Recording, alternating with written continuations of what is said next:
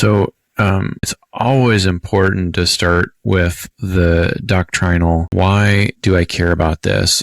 Or you might have to beat me. I can't remember what the rules are, but the why do I give a shit? And the recovery component of burn care is incredibly terrifying. If the carousel shows you this middle picture here, it's kind of hard to see what's actually in that dude's abdomen. But if you look really, really close, what you can see is that's actually an IV bag that's been cut open. It's one of the 3-liter bags.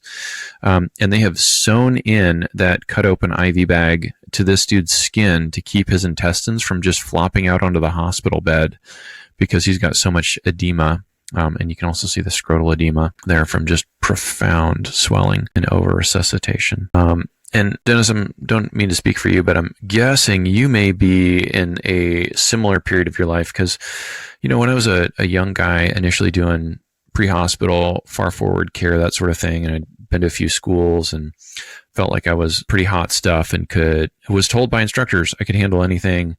Because of us, we were there to save lives. And you kind of go out thinking that you're ready for the world. And then you run into patients like these, oftentimes that don't have a good outcome, aren't able to get home to see their family. And I gotta tell you, it makes me a bit more queasy. These are really scary patients. They require really intensive care from very smart people who understand physiology and do this on a regular basis. That's all I'll say about that.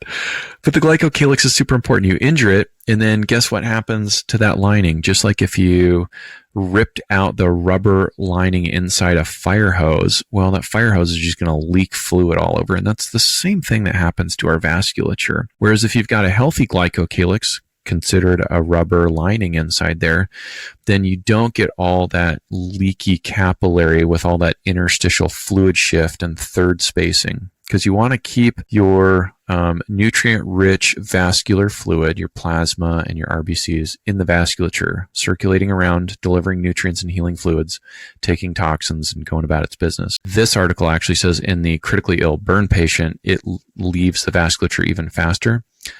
I think the take-home message, if you're not thinking about it, is even abnormal saline in a regular patient doesn't stay in the vasculature very long. It leaves and goes and gets third spaced. Because of the osmotic pressure, goes in your cells. But we do know what stays in the vasculature. It's the stuff that's always been in there. For this study, the retrospective chart review that was done at a single academic burn center from 20 to 24 looked at these burn attending surgeons' preferred modality for treating burn patients. And I'm actually going to skip ahead to the comparator for a second and put you on the spot again. Sorry, dude. So they compared their preferred modality for treating people to either the Parkland or what they called the modified Parkland.